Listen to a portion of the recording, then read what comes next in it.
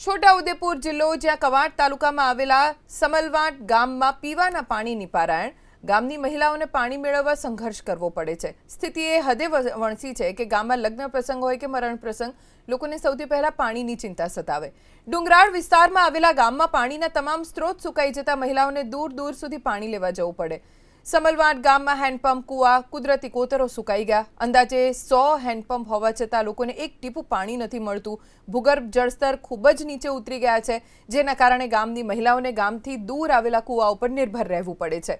હવે કુવામાં પણ પાણી ખૂટી જવાની અણી પર હોવાથી મહિલાઓએ પાણી ભરવા માટે વારા બાંધી દીધા છે। એક વિસ્તારની મહિલાઓ સવારે પાણી લેવા જાય અને બીજા વિસ્તારની મહિલાઓ બપોરે આકરા તાપમાં પાણી લેવા નીકળે। ગામમાં ઘર ઘર સુધી નળ તો લગાવી દેવાય પણ તેમાં એક ટીપું પાણી નથી આવતું। પાણીની સૌથી મોટી તકલીફ લગ્ન કે અન્ય સામાજિક પ્રસંગો દરમિયાન જોવા મળે।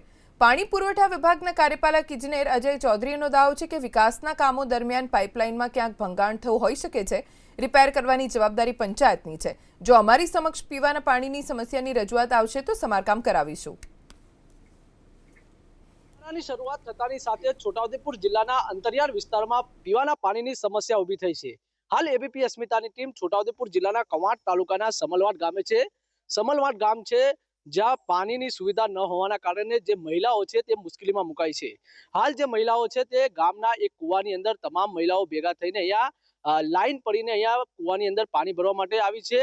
તેનું મુખ્ય કારણ એ છે કે ગામની અંદર સરકાર દ્વારા તમામ જે નલ સે જલ યોજના હોય પાણી પુરવઠાની જે યોજના છે તે પણ અમલમાં મૂકવામાં આવી છે અને બનાવવામાં આવી છે, પરંતુ તેની અંદર જે પાણી ન પહોંચવાના કારણે મહિલાઓને પીવાના પાણીની મુશ્કેલી પડી રહી છે। હાલ આ કુવાની અંદર મહિલાઓ બેડું નાખી અને દોરડા વડે જે પાણી ખેંચી રહી છે તેનું મુખ્ય કારણ એ જ છે કે ગામની અંદર જે પીવાનું પાણી ન મળતા હાલ જે મહિલાઓ છે તે દર ભટકી રહી છે। એટલે હાલ જે મહિલાઓ અને ગ્રામજનો માંગ કરી રહ્યા છે કે સરકાર ત્યારે જે દાવાઓ કરે છે કે અંતરિયાળ વિસ્તારોની અંદર ઘરે ઘરે પીવાનું પાણી પહોંચી ગયું છે, પરંતુ જે ગામની સ્થિતિ છે તેને જોઈને આ ગામની અંદર પીવાના પાણીની વ્યવસ્થા કરે તેવી ગ્રામજનો માંગ કરી રહ્યા છે। રિયાન પટેલ, એબીપી અસ્મિતા, છોટાઉદેપુર। સમલવાટ ગામની અંદર મારે આજે લગ્ન છે। પાણીની બહુ તકલીફ છે અમારા ગામમાં।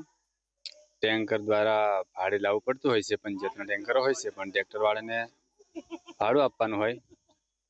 પછી કોઈ મહેમાન આવે, કોઈ એમ તેમ આવે તો પાણીની અમારે તકલીફ પડતી હોય છે।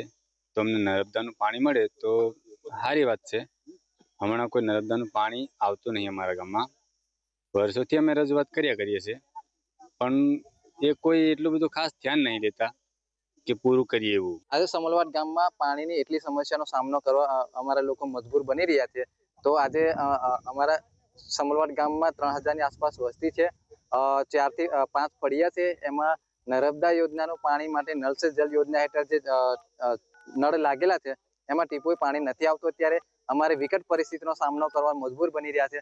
તો અમે તંત્રને અગાઉ પણ વારંવાર રજૂઆત કરી ચૂક્યા છે, તે છતાં બી અત્યાર સુધી અમારે સમસ્યાનું કોઈ સોલ્યુશન આવ્યું નથી।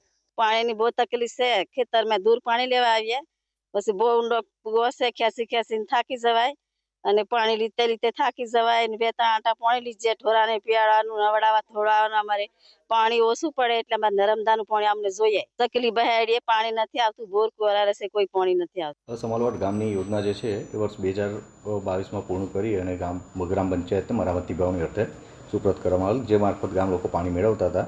કદાચ વિકાસના કામો દરમિયાન લાઇનના અંદર તૂટફૂટ થઈ હશે, જે પંચાયત દ્વારા રિપેરિંગ કરવાની રહેશે। જો એમને કોઈ તાંત્રિક સહકાર જોઈતો હશે તો અમે કચેરી મારફત પૂરો પાડશું।